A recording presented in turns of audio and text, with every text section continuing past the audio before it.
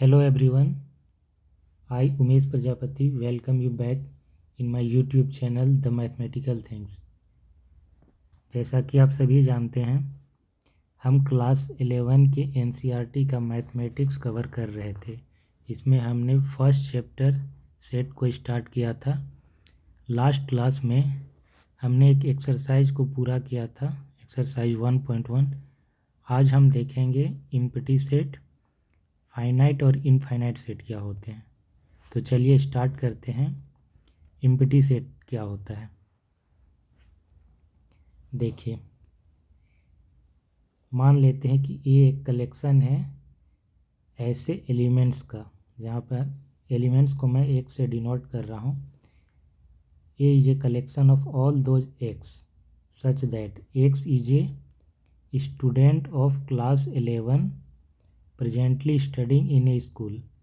तो ये सेट क्या होगा, इसमें कुछ ना कुछ होगा एलिमेंट यहाँ पे स्टूडेंट के रूप में लिया गया है, ठीक है। क्लास 11 के स्टूडेंट्स का कलेक्शन लिया गया है, तो उस सेट में कुछ ना कुछ होगा, यानी कि फाइनाइट होगा। A contains finite number of elements.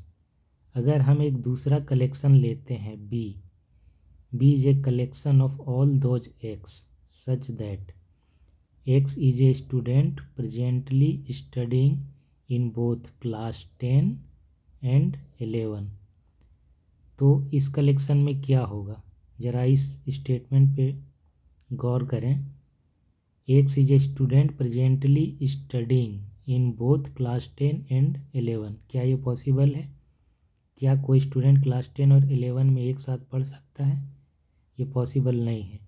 तो इसका मतलब ये जो कलेक्शन है वो एम्प्टी होगा।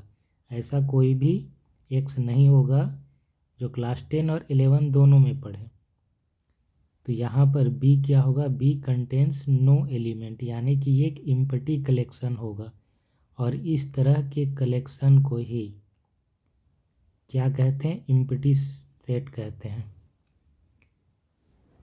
अब ये सेट कैसे बन गया, देखिए। एम्प्टी कलेक्शन भी वेल डिफाइंड होता है। मैंने बताया था सेट क्या होता है। A well defined collection of distinct object is called set, ठीक है। तो यहाँ पर empty set is well defined. क्यों वेल डिफाइंड है? वेल डिफाइंड तब होता है जब हम बता पाएँ कि उसमें कौन सा एलिमेंट है, कौन सा नहीं है। जब हम कह रहे हैं कि एम्प्टी है, यानी कि उसमें कुछ भी नहीं है, तो इसमें कहाँ डाउट रह जाता है ना। उसमें कोई एलिमेंट ही नहीं है, कोई डाउट ही नहीं है हमें। तो इसीलिए ये वेल डिफाइंड है। और वेल डिफाइंड है तो फिर एम्प्टी कलेक्शन एक सेट भी होगा। इसका डेफिनेशन समझते हैं। A set which does not contain any element is called the empty set और द नल सेट और द वॉइड सेट, ठीक है। ये बेसिकली एम्प्टी सेट का ही दूसरा नाम है। नल सेट या वॉइड सेट कह सकते हैं। नल का मतलब कुछ भी नहीं, वॉइड मतलब खाली, ठीक है। By this definition B is an empty set which A is not an while A is not an empty set, है ना। इस डेफिनेशन के according B contains no element, B में कोई एलिमेंट ही नहीं है। तो इस डेफिनेशन के अकॉर्डिंग B क्या होगा, एक एम्प्टी सेट होगा, जबकि A एम्प्टी सेट नहीं होगा, क्योंकि A में कुछ है, फाइनाइट नंबर ऑफ एलिमेंट है ना।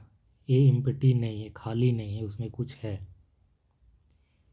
एक नोट है इसमें, empty set is denoted by the symbol phi, और करली ब्रासेस में ऐसे भी दिखाते हैं इस सिंबल को, इसको बोलते हैं फाई।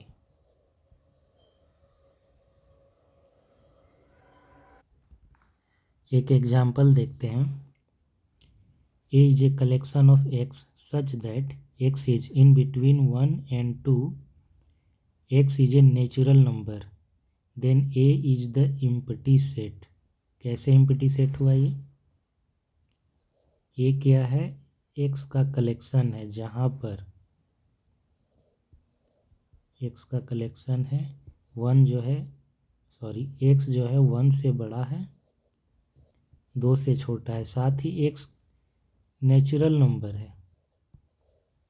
एक्स क्या है? नेचुरल नंबर है। क्या ये पॉसिबल है? नेचुरल नंबर क्या होता है? नेचुरल नंबर होता है 1 2 3 4, ये सब होता है। तो 1 और 2 के बीच में कौन सा नेचुरल नंबर है? कोई भी नहीं है ना। एक्स हमारा क्या है? एक्स नेचुरल नंबर है और 1 और 2 के बीच में है, जबकि 1 और 2 के बीच में तो कोई नेचुरल नंबर है ही नहीं। इसका मतलब ये जो कलेक्शन होगा ये 5 होगा, एम्प्टी सेट होगा। इस कलेक्शन में कुछ भी नहीं। ठीक है, दूसरा एग्जाम्पल देखते हैं। Capital B equal to collection of x such that x square minus 2 equal to 0 and x is a rational number. ठीक है, एक्स का कलेक्शन है और कह रहा है कि एक्स रेशनल नंबर है जो इसको सेटिस्फाई करता है, then B is an empty set. तो पहले हम देखते हैं इसका सॉल्यूशन क्या होता है। X square minus 2 equal to 0, यहाँ से हमें मिल जाता है x minus root two x plus root two equal to 0। This implies x equal to plus minus root two. ठीक है,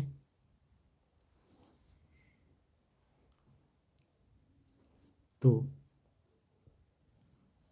x equal to root two और minus root to.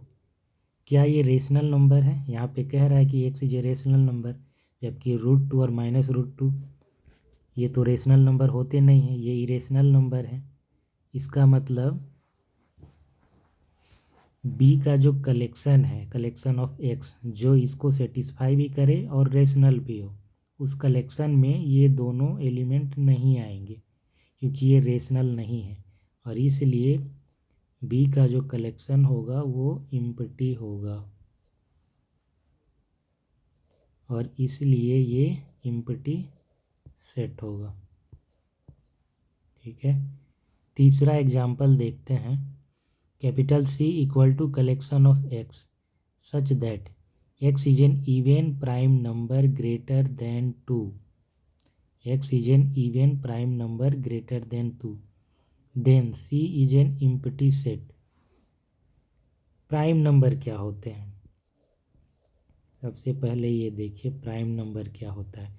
Prime number वो नंबर होते हैं जो या तो 1 से या खुद से ही डिविजिबल होते हैं, यानी कि जिनका कोई फैक्टर नहीं होता है खुद का और 1 के अलावा। तो प्राइम नंबर्स होते हैं 2 3 5 7, उसके बाद 11 13 17 19, इस तरह से ही आगे बढ़ते जाता है। अब ध्यान देंगे ये जितने भी नंबर हैं ये किसी से भी डिविजिबल नहीं होते हैं, इनका कोई फैक्टर नहीं होता है 1 और खुद के अलावा। और ये जितने भी प्राइम हैं उसमें से बस एक दो ही ऐसा प्राइम है जो कि इवन है, बाकी कोई भी दूसरा प्राइम नंबर नहीं है जो इवन होगा। और सी जो हमारा कलेक्शन है वो ऐसे प्राइम नंबर का है जो इवन है और 2 से बड़े हैं। तो 2 से बड़ा तो कोई इवन प्राइम नंबर है ही नहीं, इसका मतलब सी जो है एम्प्टी होगा। क्या होगा? सी एम्प्टी सेट होगा। चौथा एग्जाम्पल देखते हैं। Capital D equal to collection of x such that x square equal to 4, x is odd. X का कलेक्शन है जो इसको सेटिस्फाई करे और साथ ही ऑड हो, then D is an empty set. X square equal to 4, यहाँ से हमें मिल जाता है x equal to plus minus 2। तो ना तो +2 ना ही -2 ऑड है ना। x इक्वल टू +2 और -2, ये ऑड है नहीं, इसका मतलब D का जो कलेक्शन होगा वो एम्प्टी होगा, एम्प्टी सेट होगा। नेक्स्ट हम लोग देखेंगे फाइनाइट एंड इनफाइनाइट सेट क्या होता है। चलिए फाइनाइट सेट का डेफिनेशन देखते हैं। A set which is empty और consist of a definite number of element is called finite, otherwise the set is called infinite. क्या है इसका मतलब? सेट या तो एम्प्टी हो या फिर उसमें डेफिनेट नंबर तक के एलिमेंट हो, यानी कि आपको पता हो कि कितने हैं, आप बता पाते हो कि 10 हैं, 15 हैं, 20 हैं, ठीक है, तब हम कहते हैं कि वो फाइनाइट है। फाइनाइट का मतलब डेफिनेटनेस, आप डेफिनेटली कह पाओ कि इसमें इतने हैं। एम्प्टी खाली होता है, कुछ भी नहीं होता है, तो हम उसके बारे में भी कह सकते हैं कि इसमें कुछ नहीं है, तो फाइनाइटनेस उसमें भी आती है, तो वो भी फाइनाइट सेट कहलाता है, ठीक है। एम्प्टी सेट फाइनाइट होता है। इसके अलावे ऐसे सेट जिसमें हम डेफिनेटली बता पाए कि कितने होते हैं एलिमेंट, कितने हैं उसमें, वो फाइनाइट होते हैं। अगर हम ये ना बता पाए कि कितने एलिमेंट हैं, डेफिनेट ना हो, बस वो बढ़ते चला जाए element, number of element countable तो हो लेकिन कहाँ तक जा रहा है ये हमें पता ना हो, तो उस तरह का सेट इनफाइनाइट सेट कहलाता है। एग्जाम्पल लेते हैं, इससे क्लियर हो जाएगा। W be the set of the days of the week, then W is finite. W be the set of the days of the week, then W is finite. W किस तरह का collection है? Days का collection है एक week में, तो week में कितने डेज होते हैं? Monday, Tuesday, Wednesday, Thursday, Friday, Saturday, Sunday, साथ ही तो होते हैं। तो W जो कलेक्शन है हमारा, Monday, Tuesday, Wednesday, Thursday, Friday, Saturday and Sunday, तो इसमें तो 7 हैं, हम बता पा रहे हैं काउंट करके कि कितने एलिमेंट हैं, 7 एलिमेंट हैं, इसीलिए ये फाइनाइट होगा। नेक्स्ट एग्जाम्पल है, S be the solution of the equation x² - 16 = 0, then S is finite. x² - 16 = 0, इसका सॉल्यूशन क्या आएगा? x = ±4, तो एस जो कलेक्शन होगा हमारा सेट होगा वो -4, 4 होगा, क्योंकि एस क्या है? इसके सॉल्यूशन का कलेक्शन है, तो इसका सॉल्यूशन क्या आया? +-4 आया, इसी का कलेक्शन जो है -4, 4 होगा, जो कि एस होगा। अब इसमें 2 ही एलिमेंट हैं, हम देख पा रहे हैं, काउंट कर पा रहे हैं, बता पा रहे हैं, डेफिनेटनेस है इसमें, इसीलिए क्या होगा? ये फाइनाइट होगा। S is finite set.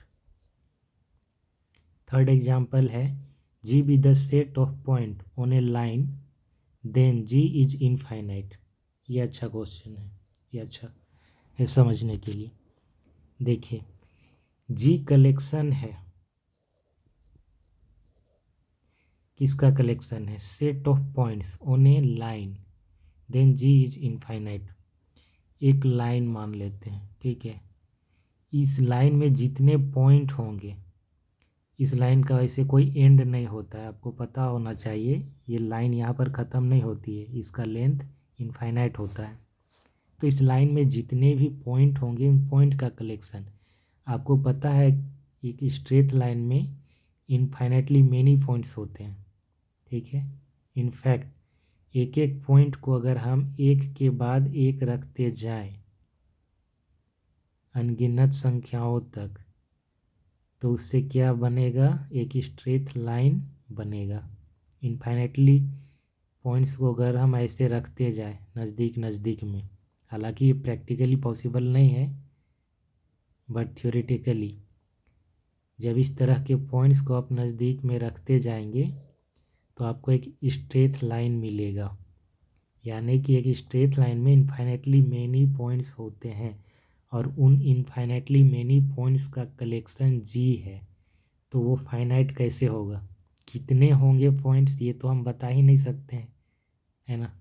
Count करके नहीं बता सकते हैं कि 10 हैं, 15 हैं, 100 हैं, 1000 हैं। डेफिनेटनेस नहीं है उसमें, इसीलिए जी क्या होगा, इनफाइनाइट होगा।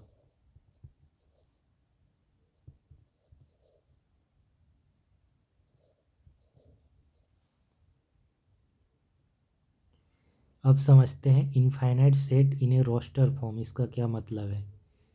इनफाइनाइट सेट को रोस्टर फॉर्म में हम क्या लिख सकते हैं, all the element of an infinite set can not be written in roster form.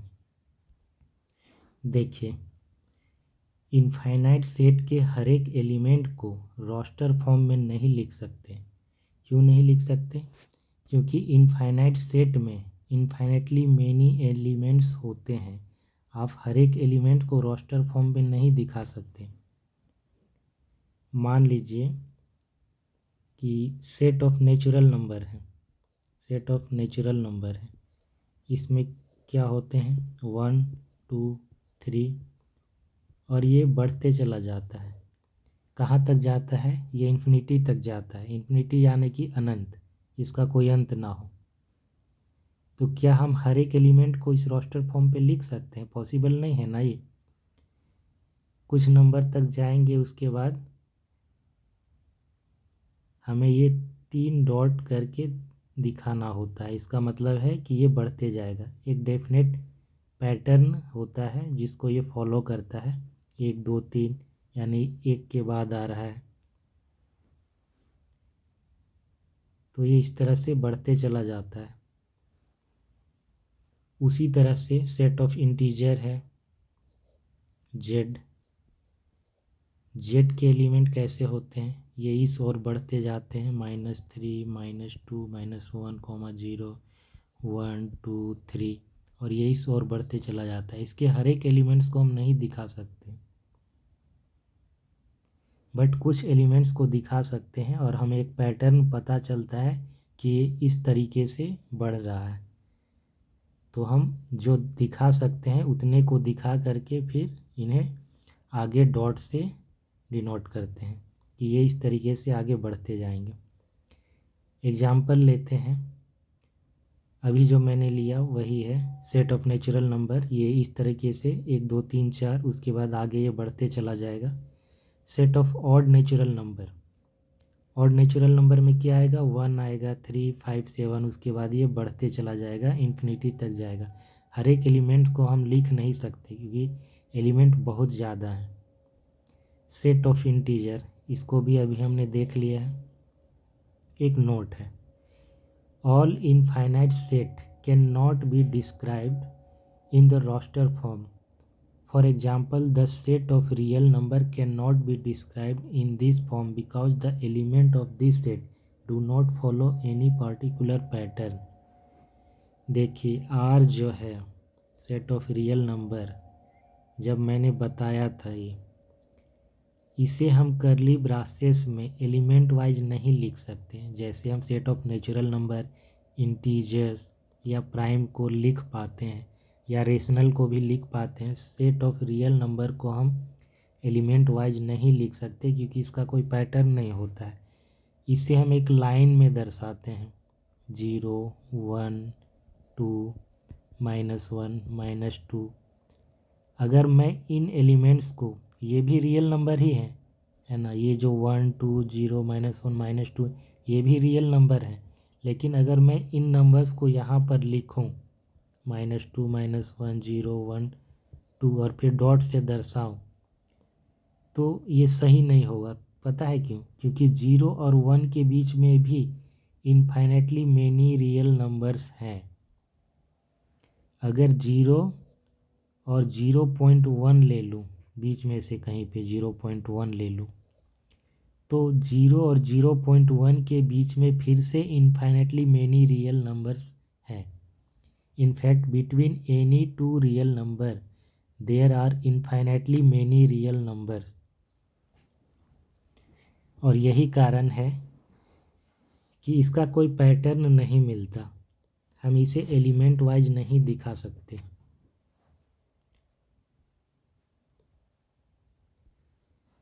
Example 6 देखते हैं।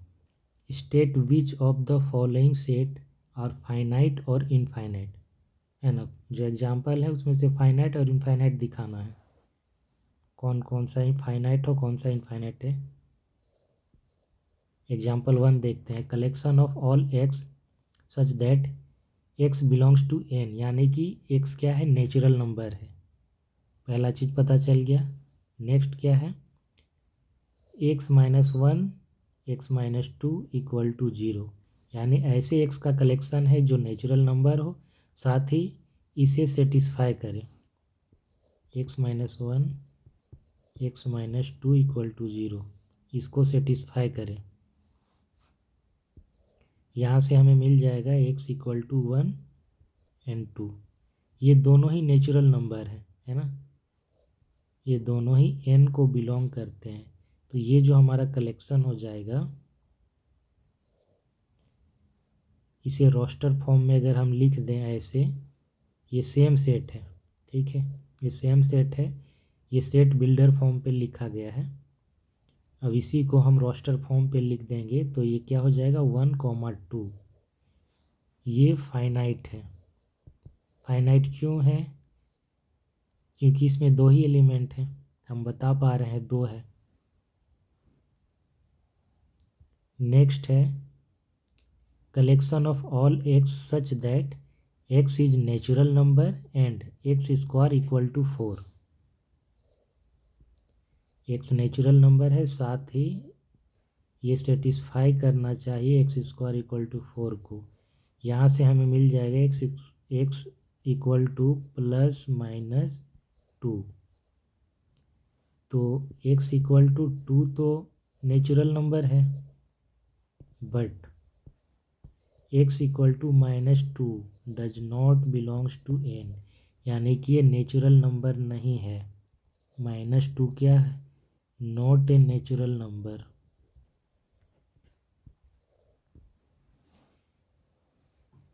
तो इस कलेक्शन में क्या आएगा, ये जो कलेक्शन हमारा दिया है इसमें क्या आएगा, एक्स, वो एक्स आएंगे जो नेचुरल हो और इसे सेटिस्फाई करे। इसे सेटिस्फाई करने वाले तो दो नंबर मिल गए हमें, एक 2 एक -2। तो इसमें -2 तो नेचुरल नंबर होगा नहीं, तो बच गया 2, यानी कि इस कलेक्शन में हमारा ओनली 2 होगा। ये भी फाइनाइट है। जहाँ पर आप देख पाओ, आप बता पाओ कि कितने एलिमेंट हैं उस सेट में, वो फाइनाइट होगा, फाइनाइट सेट।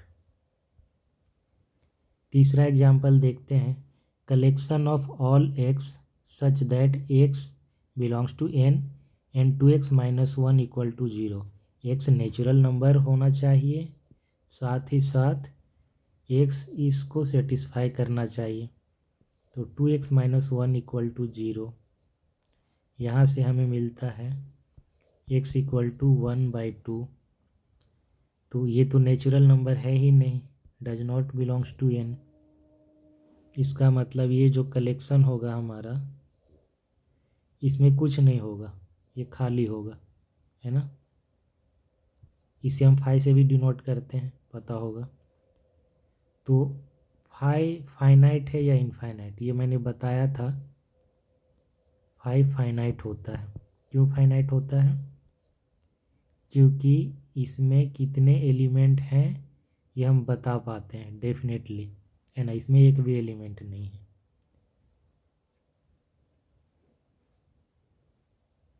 Finite set. अगला एग्जाम्पल है collection of x such that x is natural number and x is prime. X natural number हो और प्राइम हो, तो प्राइम तो नेचुरल नंबर ही होते हैं। प्राइम स्टार्ट कहाँ से होता है, 2 से होता है, 3, 5, 7, उसके बाद 11, फिर 13, 17, 19, 23, 29, 31, ऐसे बढ़ते चला जाएगा। आगे बहुत सारे प्राइम नंबर्स मिलेंगे जो नेचुरल नंबर ही हैं। तो क्या ये फाइनाइट होगा या इनफाइनाइट होगा? देखिए, हम नहीं बता पाएंगे कि इसमें कितने एलिमेंट हैं। ठीक है, हम ऐसे काउंट करना शुरू तो कर सकते हैं 1, 2, 3, बट इसका कोई एंड नहीं मिलेगा। डेफिनेट नहीं है कि ये कहाँ तक जाएगा। इसीलिए जब डेफिनेट ना हो तो इस तरह के सेट को क्या बोलते हैं? इनफाइनाइट सेट बोलते हैं। इनफाइनाइट सेट, जब हम ये बता ही ना पाए कि कितने एलिमेंट हैं उस सेट के अंदर।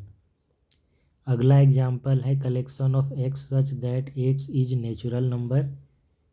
ध्यान रहे मैं इसे पढ़ रहा हूँ, एक्स इज नेचुरल नंबर। जो लिखा है एक्स बिलोंग्स टू एन, इसका मतलब है एक्स नेचुरल नंबर है, एक्स एन को बिलोंग कर रहा है, यानी कि सेट एन जो है सेट ऑफ नेचुरल नंबर, उसका कोई एलिमेंट है एक्स।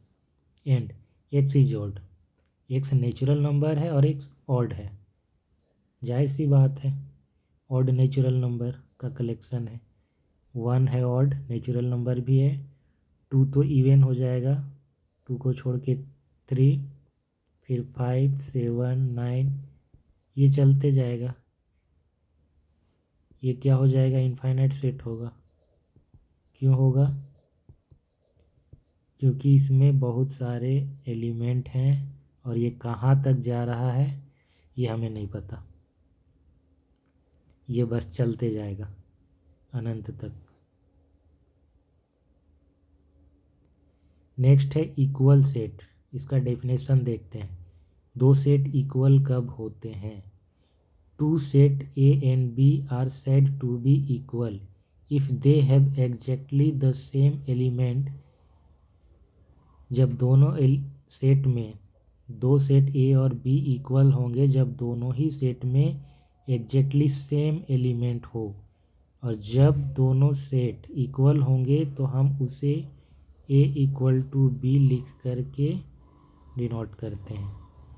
अदरवाइज वो सेट इक्वल नहीं कहलाएंगे और तब हम उसे लिखते हैं ए नॉट इक्वल टू बी। इस तरह से इक्वल साइन दे के काट देते हैं।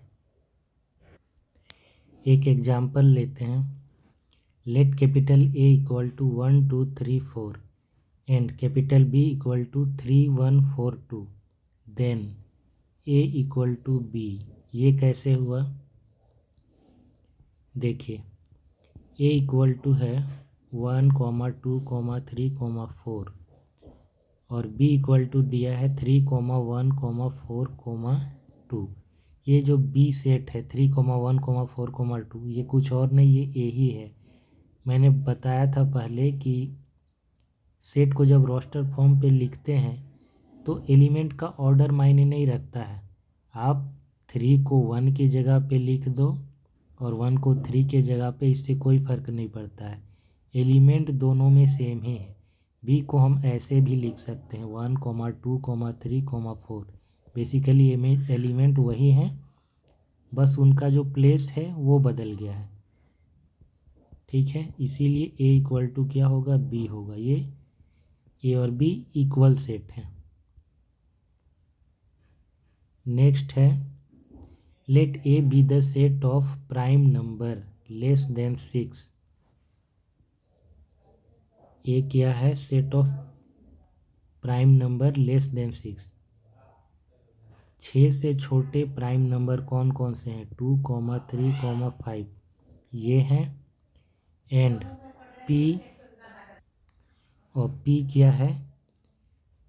P the set of prime factor of 30। 30 के जो प्राइम फैक्टर हैं उसका कलेक्शन है। तो पहले 30 का प्राइम फैक्टर हम लोग कर लेते हैं। 30 हो जाएगा 3 इंटू 10। 10 को हम लिख सकते हैं 2 इंटू 5।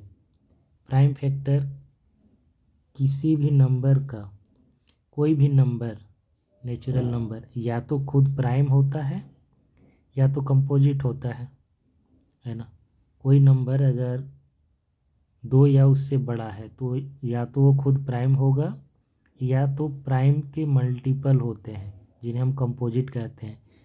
यहाँ पे 30 एक कंपोजिट नंबर है, यानी कि वो प्राइम नंबर नहीं है, लेकिन जब इसका फैक्टर करेंगे तो हमें प्राइम नंबर्स मिलेंगे 2, 3 एंड 5, ये प्राइम्स हैं। तो कह रहा है कि पी कलेक्शन है 30 के प्राइम नंबर्स, प्राइम फैक्टर का। तो 30 के फैक्टर आए 2, 3, 5। अब हम ध्यान से देखें तो ए और पी सेम है क्योंकि इनके एलिमेंट सेम हैं। This implies A equal to P, equal set हो गया ये।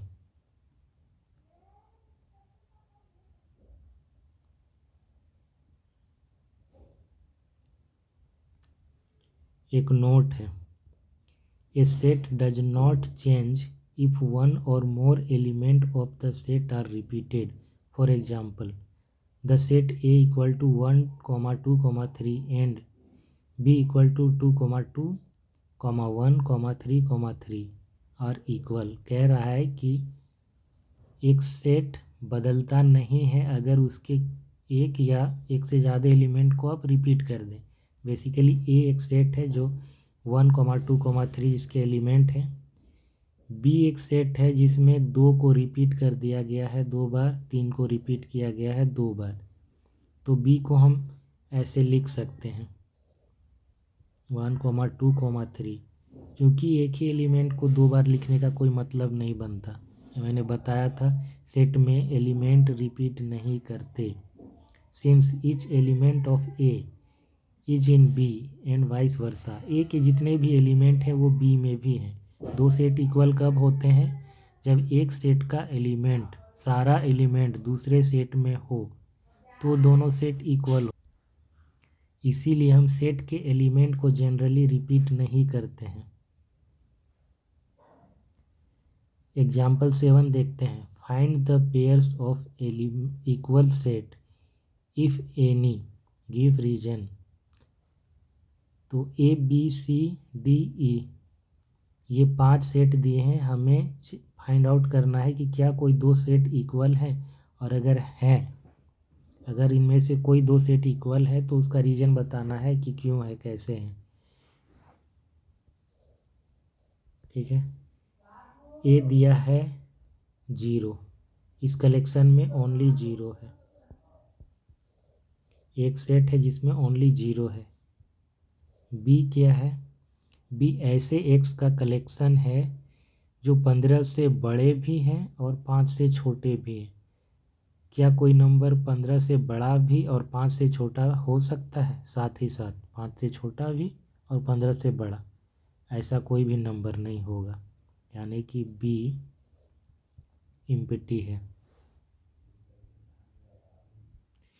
बी में कोई भी एलिमेंट ऐसा नहीं होगा, कोई भी ऐसा एक्स एग्जिस्ट नहीं करेगा जो 5 से छोटा भी होगा और तो बी हमारा 5 हो गया। सी देखते हैं। सी ऐसे एक्स का कलेक्शन है जो सेटिस्फाई करता है एक्स माइनस 5 इक्वल टू 0 को, यानी कि collection of x such that x minus 5 equal to 0। इससे हमें क्या मिल जाता है? Collection of x such that x equal to 5, यानी कि सी जो है इसके कलेक्शन में ओनली 5 है। नेक्स्ट है हमारा डी। डी क्या है? ऐसे एक्स का कलेक्शन है जो सेटिस्फाई करता है x square equal to 25, x such that x equal to क्या हो जाएगा? ±5, यानी कि डी जो कलेक्शन है इसमें हो जाएगा -5, 5। तो ए मिल गया हमारा 0, बी 5, सी हो गया 5 और डी -5, 5। क्या इनमें से कोई भी सेट इक्वल है? नहीं है। हम देख पा रहे हैं कि ए में सिर्फ 0 है जो कि बी से इक्वल नहीं है, बी में कुछ भी नहीं है, ये एम्प्टी सेट है।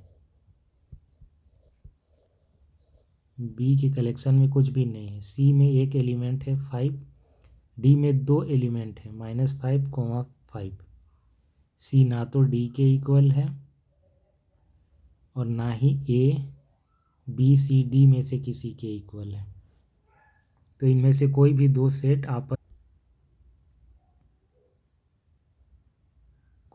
सेट आपस में बराबर नहीं है।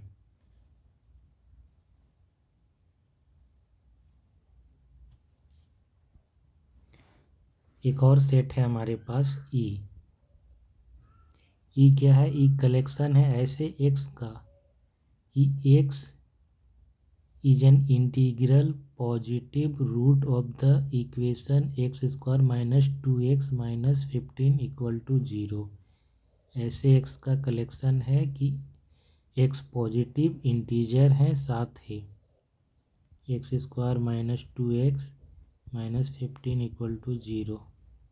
एक्स क्या है? पॉजिटिव है और इंटीजर है। यहाँ से हम इसे सॉल्व कर लेते हैं। x² - 2x - 15, ये क्या हो जाएगा? -5x + 3x - 15 = 0। x greater than 0, x belongs to z।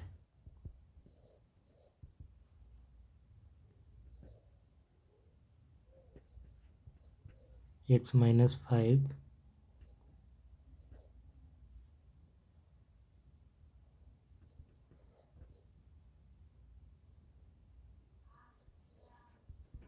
x greater than 0, x belongs to z। तो यहाँ से हमें मिल जाएगा x = 5, -3। x ग्रेटर देन 0 यानी पॉजिटिव होना चाहिए, x इंटीजर होना चाहिए। है तो ये दोनों ही इंटीजर, बट पॉजिटिव की बात कर रहा है, यानी कि सिर्फ 5 ही है जो पॉजिटिव है। तो इस कलेक्शन में ओनली 5 होगा, ई में 5 होगा। तो अब हम देखते हैं कि कौन इक्वल है। देखिए, A not equal to B, A not equal to C, A not equal to D, A not equal to E. E A में 0 है, ई में 5 है, ठीक है। तो ए किसी के भी इक्वल नहीं है। अब हम देखते हैं बी का। बी तो इम्पटी सेट है, जबकि कोई दूसरा इम्पटी सेट नहीं है। B is an empty set and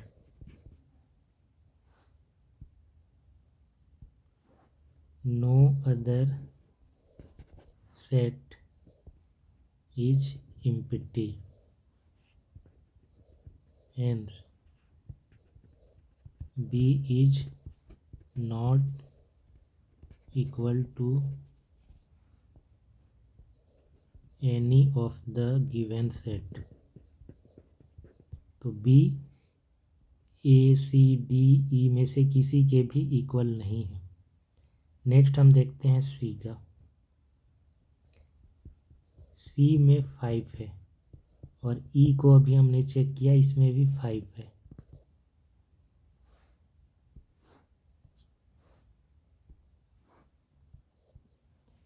तो यहाँ से हमें मिल जाता है कि सी और ई इक्वल हैं। डी में 2 एलिमेंट है -5, 5, जबकि किसी दूसरे सेट में 2 एलिमेंट नहीं है। तो डी भी इक्वल नहीं होगा। ए के तो इक्वल था भी नहीं, बी के भी इक्वल नहीं था, है ना। बी के भी इक्वल नहीं था, सी के भी इक्वल नहीं, और ई के भी इक्वल नहीं होगा। नेक्स्ट एग्जाम्पल है, which of the following pairs of set are equal, justify your answer. दिए हुए सेट में से कौन से दो सेट इक्वल हैं, आंसर को जस्टिफाई करना है। X the set of letter in alloy and B the set of letter in loyal. X क्या है? कलेक्शन है सेट ऑफ लेटर्स का फ्रॉम एलॉय। तो एलॉय में क्या है, ए है, एल 2 बार है, तो एल को 2 बार लिखने की ज़रूरत नहीं है। ए कोमा एल कोमा ओ कोमा वाई। दूसरा हमारा सेट है बी।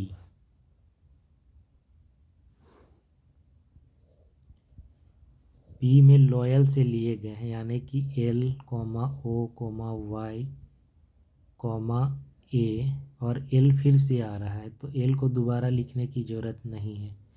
इसी सेट बी को हम ऐसे भी तो लिख सकते हैं, ए कोमा एल कोमा ओ कोमा वाई, बस पोजीशन को बदल दिया है मैंने। तो पोजीशन बदलने से सेट तो बदलता नहीं है, इसका मतलब ये एक्स और बी इक्वल होंगे। नेक्स्ट क्वेश्चन है, capital A equal to collection of all n such that n belongs to Z, यानी कि एन क्या है, इंटीजर्स है। एन क्या है, इंटीजर्स है, साथ ही एन स्क्वायर लेस और इक्वल टू 4। ये क्या है, एन का कलेक्शन है, एन इंटीजर्स है और एन सेटिस्फाई कर रहा है इससे।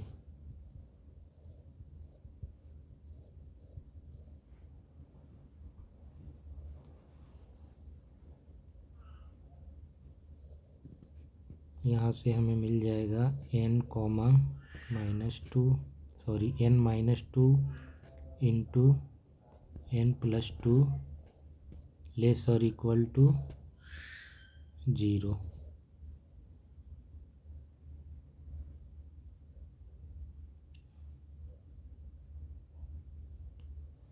देखिए n -2 इंटू एन +2 लेस और इक्वल टू 0 है। दो नंबर का प्रोडक्ट नेगेटिव कब होता है, जब दोनों में से कोई एक नेगेटिव हो और दूसरा पॉजिटिव। दोनों अगर नेगेटिव होंगे तो उनका प्रोडक्ट पॉजिटिव हो जाएगा। अगर ये भी नेगेटिव होगा तो उनका प्रोडक्ट नेगेटिव नहीं होगा, वो पॉजिटिव हो जाएगा। अगर दोनों ही पॉजिटिव होंगे फिर तो पॉजिटिव ही होगा। तो एक का नेगेटिव होना चाहिए और दूसरे का पॉजिटिव। तो अगर हम ये मान लें कि n-2 नेगेटिव है, n-2 लेस और इक्वल टू 0, तो यहाँ से हमें मिल जाएगा n लेस और इक्वल टू 2 और साथ ही n+2 ग्रेटर इक्वल टू 0 होना चाहिए। यहाँ से मिल जाएगा n ग्रेटर इक्वल टू -2।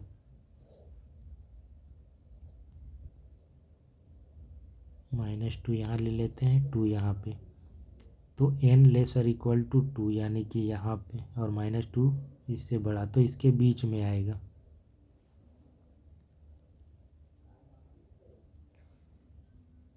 दूसरा केस ये हो सकता है कि n-2 ग्रेटर इक्वल टू 0 हो, जहाँ से ये मिल जाए हमें n ग्रेटर इक्वल टू 2 और n+2 लेस और इक्वल टू 0 हो। ये दोनों कंडीशन साथ में सेटिस्फाई करनी चाहिए।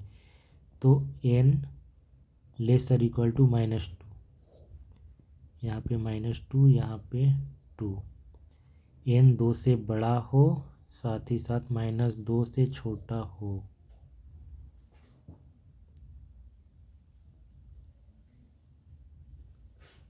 और n इंटीजर हो। तो n ये दूसरा वाला कंडीशन को तो सेटिस्फाई करेगा नहीं, n एक इंटीजर है। और ये दूसरा कंडीशन में कह रहा है कि n 2 से बड़ा भी है और साथ ही साथ -2 से छोटा भी है। क्या कोई इंटीजर है जो 2 से बड़ा भी है और -2 से छोटा? ऐसा तो है नहीं। ये दूसरा कंडीशन n सेटिस्फाई नहीं करेगा, बट ये पहला कंडीशन सेटिस्फाई कर रहा है। क्या है इसमें? n एक इंटीजर्स जो -2 से बड़ा भी हो और 2 से छोटा भी हो, उसके इक्वल भी हो सकता है क्योंकि यहाँ पे इक्वलिटी लगा है। 2 से इक्वल या उससे बड़ा और -2 के इक्वल और उससे छोटा, ये दोनों ही कंडीशन को सेटिस्फाई करना चाहिए। तो ऐसे कितने n हैं? देखिए, एक तो होगा -2 खुद बाउंड्री वाला, फिर -1, -0, -1, फिर ये बाउंड्री वाला 2, ये जितने भी हैं नंबर्स ये सारे के सारे इंटीजर्स हैं, साथ ही साथ ये इस कंडीशन को भी सेटिस्फाई करते हैं कि -2 के इक्वल या उससे बड़े हो और 2 के इक्वल या उससे छोटे हो।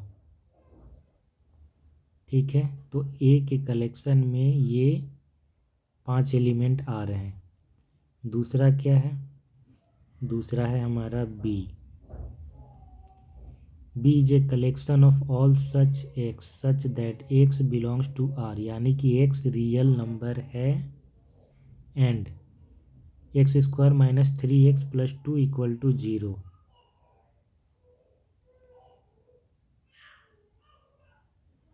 बी कलेक्शन है एक्स का such that x belongs to R and x² - 3x + 2 = 0।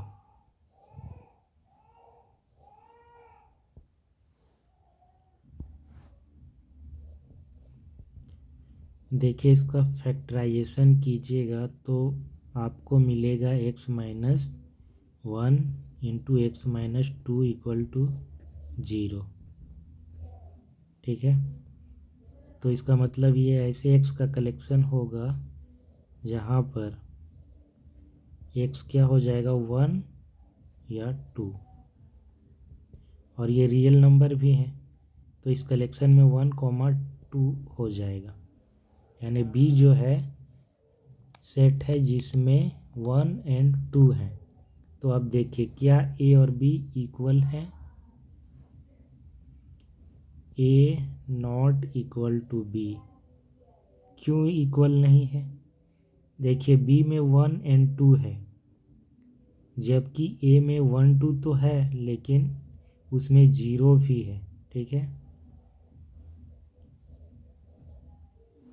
Reason लिखना है हमें लिखना है रीजन, जस्टिफाई करना है अपने आंसर को कि ए और बी इक्वल क्यों नहीं है।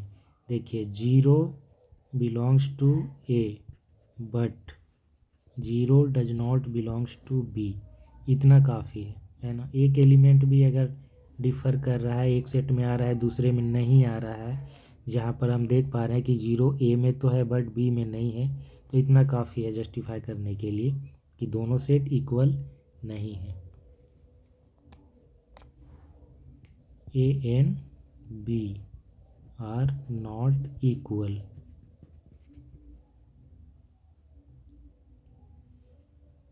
तो आज के लिए बस इतना ही। जो भी एग्जाम्पल्स थे हमने देख लिए हैं। नेक्स्ट क्लास में हम इसका एक्सरसाइज करेंगे 1.2। उसके बाद हम स्टार्ट करेंगे सबसेट, सेट का सबसेट क्या होता है, तब जाके हम सबसेट ऑफ रियल नंबर ये सब देखेंगे। फिर सेट में ऑपरेशन देखेंगे, यूनियन, इंटरसेक्शन। अभी बहुत क्लासेस हैं, इसमें बहुत से लेक्चर चलेंगे। अगर ये वीडियो अच्छा लगा हो तो इसे लाइक करें, अपने दोस्तों के साथ शेयर करें और चैनल को सब्सक्राइब भी करें। Thank you.